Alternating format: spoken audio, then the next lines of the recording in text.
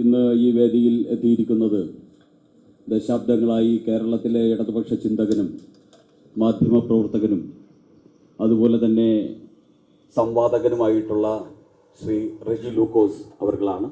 ആദ്യമായിട്ട് ഇവിടെ പാർട്ടിയുടെ കേരളത്തിലെ മുന്നേറ്റത്തിന് ശക്തി പകരുന്ന ഒരു സുദിനം കൂടിയാണിന്ന്. ദശാബ്ദങ്ങളായിട്ട് മാർക്സിസ്റ്റ് ചിന്തകനും അതോടൊപ്പം തന്നെ സംവാദകനും കേരളത്തിലെ മാധ്യമങ്ങളിലും പൊതുസമൂഹത്തിലും ഏറെ സുപരിചിതനും ആയിട്ടുള്ള ശ്രീ റെജി ലൂക്കോസ് ഇന്നു മുതൽ ഭാരതീയ ജനതാ പാർട്ടിയോടൊപ്പം ചേരുകയാണ്. അദ്ദേഹത്തെ ഭാരതീയ ജനതാ പാർട്ടിയിലേക്ക് സ്വാഗതം ചെയ്യാനായി സമാരാധ്യനായിട്ടുള്ള സംസ്ഥാന അധ്യക്ഷൻ ശ്രീ രാജീവ് ചന്ദ്രശേഖരനെ ക്ഷണിക്കുന്നു. അദ്ദേഹത്തിന് ഷോൾ അണിയിച്ച് ബിജെപിയിലേക്ക് അംഗത്വം കൊടുക്കുകയാണ്.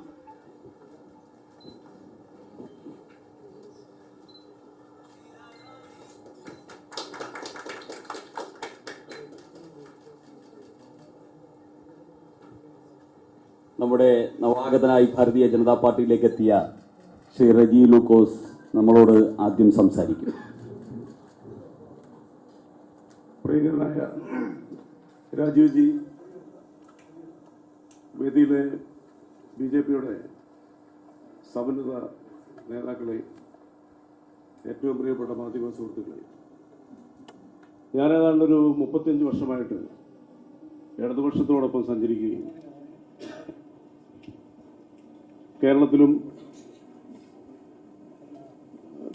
അമേരിക്കയിൽ ഒരു പ്രാവശ്യം ജീവിച്ച ആളാണ്. അവിടെ മാധ്യമപ്രവർത്തനം ഫ്രീലാൻസ് ആയിട്ട് നടത്തുകയും പാർട്ടിക്ക് വേണ്ടിയിട്ട് കൈരളി ചാനലിൽ തുടക്കത്തിൽ തന്നെ കേരളത്തിൻ്റെ ഇടതുപക്ഷ ആശയങ്ങളും അതിൻ്റെ വളർച്ചയെക്കുറിച്ച് 10-20 എപ്പിസോഡ് പ്രോഗ്രാം ചെയ്തു. 4-5 വർഷം ഞാൻ ആ TV-യിൽ പല പ്രോഗ്രാം ചെയ്തിട്ടുണ്ട്.